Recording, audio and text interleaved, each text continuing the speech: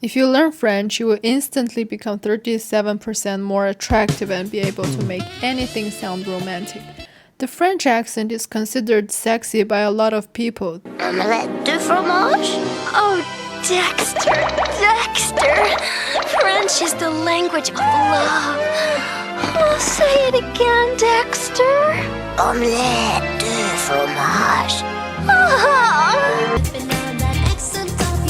Though I'm not sure if it's because of its deep throat pronunciation or the historical bourgeois impression it gives off. By deep throat pronunciation, I mean that typical French is pronounced from deep in the throat. For example, bonjour, bonjour. Notice the difference? And of course, that uvular sound. So how many people speak this sexy language? French ranks 5th globally for total speakers and 2nd to 3rd globally for foreign language learning. The official count says 321 million French speakers worldwide, but another estimate puts it over 500 million with a broader definition. It includes anyone with passive understanding or cultural affinity. So basically, if you watched Amélie once and can say oui oui baguette, you might count as a francophone. Baguette. And yes, the term francophone comes from French colonial times, when it basically meant people destined to speak our language whether they like it or not. Colonial France was subtle like that. But here's the thing. France isn't even the main character in this story anymore. Just like there are more Indians speaking English than Brits, and more Mexicans speaking Spanish than Spaniards, French is following the same pattern. Of the 212 million people who use French daily, 54.7% live in Africa. Sub-Saharan Africa alone has 44.1% of all French speakers, beating Europe's 41.2%. And we can't really talk about this without mentioning that a lot of these numbers exist because of French colonialism. These weren't exactly voluntary language adoptions, more like learn French or have a bad time. But many of these countries have kept French for practical reasons. When you have dozens or hundreds of local languages, having one common language for government and education actually makes sense, even if that language has a complicated history. Take the Democratic Republic of Congo as example. French is official, but there are over 200 indigenous languages floating around. French is basically the referee trying to keep everyone on the same page. But how did French actually become French? Let's look at French history. Not this history, the language history. French evolved over centuries from Vulgar Latin, basically the everyday version of Latin that regular people in Gaul actually spoke. What makes it interesting is how it was shaped by the languages already there. The Celtic languages of the Gauls left their mark. They gave us the French word for yes, oui, and that unique counting system where French uses 420s for 80 and 420s plus 10 for 90s instead of just having a single word. Later, the Germanic Franks contributed about 15% of modern French vocabulary, most practical words related to hunting, nature, and crafts. Their influence was stronger in northern Gaul, which created two distinct dialects, Languedoc in the north and Languedoc in the south. The real turning point came in 813 AD at the Council of Tours. French clergy had to acknowledge something pretty significant. When they gave sermons in Latin, regular people couldn't understand them anymore, so they were officially told to preach in what they called rutiscam Romanam linguam, plain Roman speech. This was essentially the first official recognition that a new language had emerged from Latin. Old French still kept some complex Latin features like different word endings depending on whether something was the subject or object of a sentence. This period gave us literary works like La Chanson de Roland, which helped establish French as a literary language. Middle French is when things got more recognizably modern. The big political moment was the Ordonnance of Villers-Cotterêts in 1539, when King François I decreed that all legal documents and official acts had to be written in French, not Latin. This wasn't just administrative convenience, it was deliberate linguistic centralization, using language as a tool for national unification. Now, here's where French history gets really interesting. For about 3 centuries, starting in the 1600s, French wasn't just a language, it was the language of international diplomacy. Think about that for a second. When European powers wanted to negotiate treaties, settle disputes, or basically talk to each other officially, they did it in French. Not because they had to, but because French was considered the most precise and elegant language for serious diplomatic work. This wasn't just about France being powerful, though they definitely were. French had this reputation for linguistic precision and formal elegance that made it perfect for the delicate art of international negotiations. When you're trying to avoid wars or carve up territories, you want a language that's really clear about what everyone's agreeing to. French maintained this diplomatic dominance well into the 20th century. It's still an official language in major international organizations, the UN, NATO, the International Court of Justice.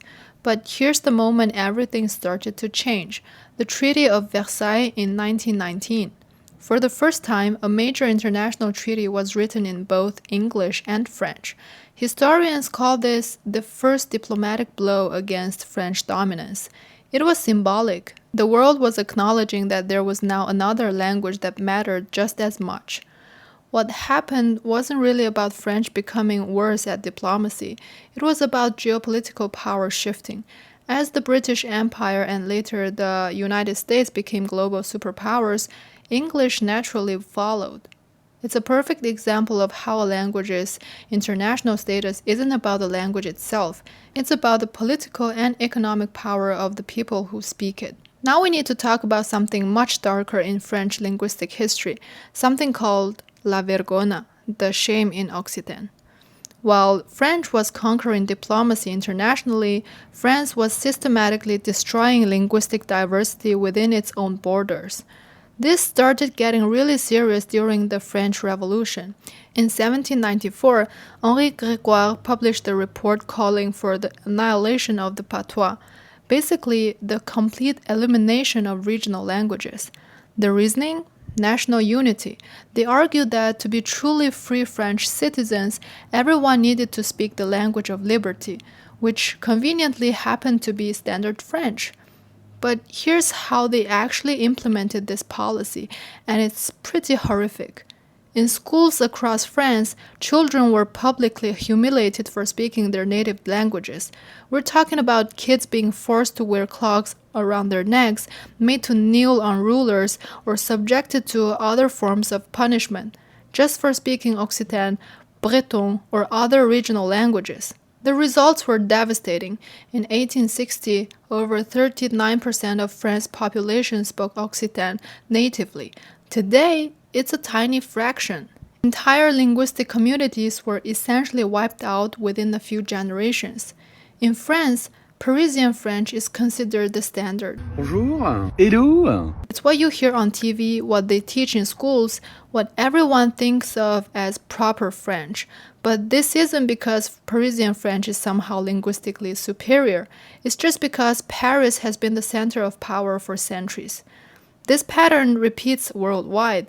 The Moscow dialect became Standard Russian, Beijing dialect became the base of Standard Mandarin, and London English became the British standard.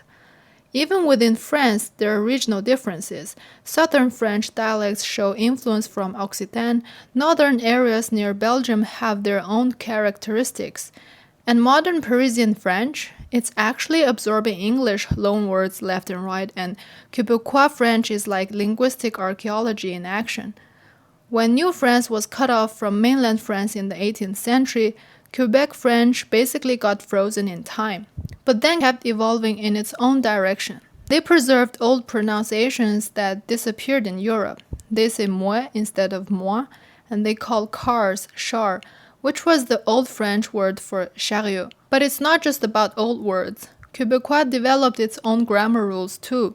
They use the informal tu way more often, even in situations where European French would use the formal vous.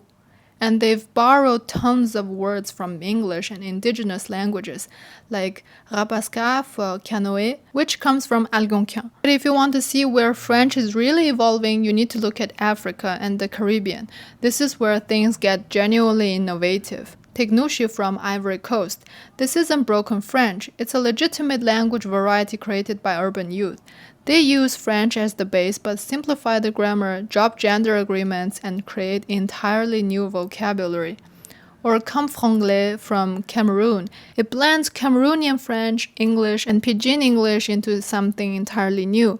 Young people use it as a hidden language that older generations can't understand. It's like linguistic rebellion. What's fascinating is that these aren't just random variations. They serve specific social functions. They are ways for young people to create their own cultural space, to express identity that's distinctly African while still engaging with the global francophone world. This reminds me of this slang system called verlan, where they literally reverse syllables.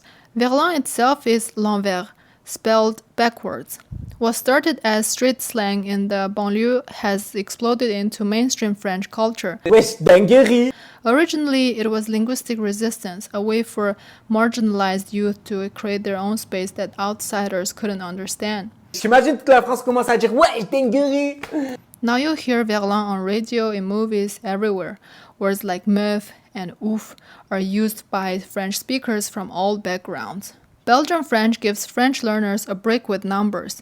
Swiss French is known for being super clear and formal. They use vous even more than the French do.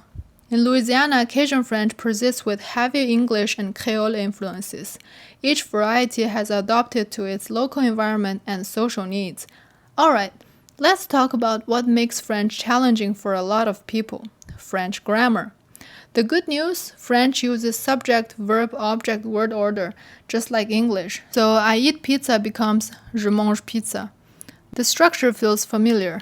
The bad news? While both French and English are fusional languages, French has kept a lot of the grammatical complexity that English has already abandoned. Every single noun in French is either masculine or feminine, not just people, everything. Tables, chairs, concepts, baguette, they all have gender. And this isn't just a fun fact you can ignore, because everything else has to match. Articles change, adjectives change their endings, and some adjectives can have up to 4 different forms depending on whether they're describing something masculine singular, feminine singular, masculine plural, or feminine plural. Then there's verb conjugation. In English, I speak, you speak, he speaks. Pretty straightforward. In French, every person gets their own ending, and that's just present tense. French has auxiliary verbs, avoir and être, that help form compound tenses, but some verbs use avoir, some use être, and you just have to memorize which is which.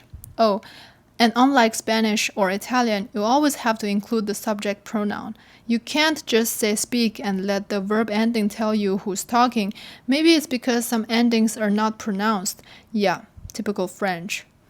French gives you 3 ways to ask questions, each with its own vibe.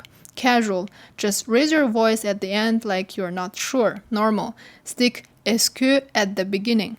Fancy, flip the subject and verb around with some hyphens. All 3 mean exactly the same thing, but they signal completely different social situations. As I mentioned earlier, French has Latin roots with Germanic influence from the Frankish invasions. After 1066, French became the language of the English court, and French gave English somewhere between 1/3 and 2/3 of its vocabulary. Government, law, food, fashion, massive chunks of English are actually French. Some French words were even borrowed twice, once from Norman French, once from Parisian French, creating pairs like catch, chase, and warden, guardian. But since the 18th century, the influence has completely reversed. Now French is borrowing heavily from English, especially in business and technology. There's even this boomerang effect happening.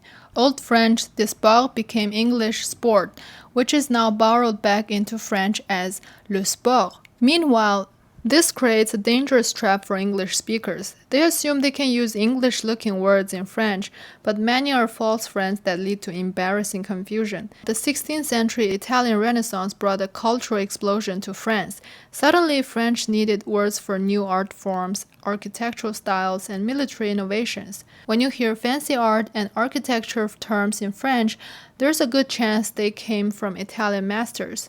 French also absorbed Arabic words through two main routes, via medieval Spain and later through colonial presence in North Africa. Words like chemise, alcool, sucre, and café all trace back to Arabic. Some of these are so integrated that people don't even realize they're not originally Latin. French grammar might make learners want to throw their textbooks out the window, but French vocabulary tells this incredible story of cultural contact, historical change, and linguistic adaptation.